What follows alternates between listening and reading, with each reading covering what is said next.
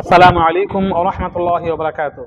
অনেক লোক আছে ইচ্ছাকৃতভাবেই পিছনের কাতারে বসতে চায় বা পিছনে বসার জন্য দাঁড়িয়ে থাকে বা পিছনে সবসময় পিছনে থাকতে চায়।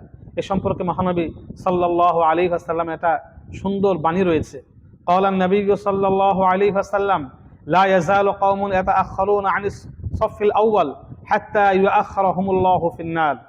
মহানবী সাল্লাল্লাহু আলাইহি ওয়াসাল্লাম ইরশাদ করেন, লোকেরা সর্বদা প্রথম সফ কাতার হতে পিছনে থাকতে চায়, ফলে আল্লাহ তাআলাও তাদেরকে পিছাতে পিছাতে দোজখ পর্যন্ত পিছিয়ে দেন। আল্লাহু আকবার, নাউযুবিল্লাহি মিন যালিক। দেখেন আল্লাহর রাসূল কত মানে ভয়ঙ্কর সতর্কতা জারি করেছেন, সতর্কা বাণী দিয়েছেন। যারা সবসময় পিছনের কাতারে থাকতে চায়, পিছনের কাতারে অবস্থান করতে চায়, পিছনেই থাকতে চায়, সবসময় পিছনেই থাকতে চায়, সামনের কাতারে আসতে চায় না, তাদের সম্পর্কে আল্লাহ রাসূল কি বলেছেন? লা ইয়াসালু কওমুন ইয়াতাআখারুনা আনিস সাফফিল আউয়াল হাত্তা ইউআখারাহুমুল্লাহু ফিন নার।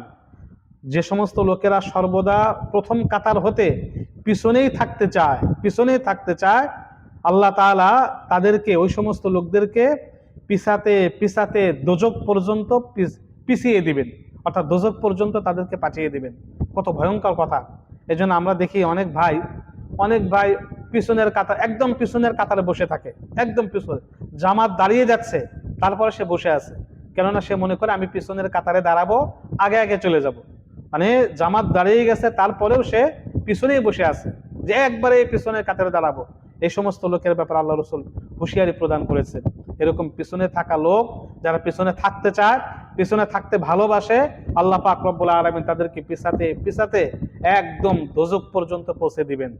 তাই আমরা সতর্ক হবো, আমরা অবশ্যই আগের কাতারে বসে নামাজ পড়ার চেষ্টা করব। আমিন।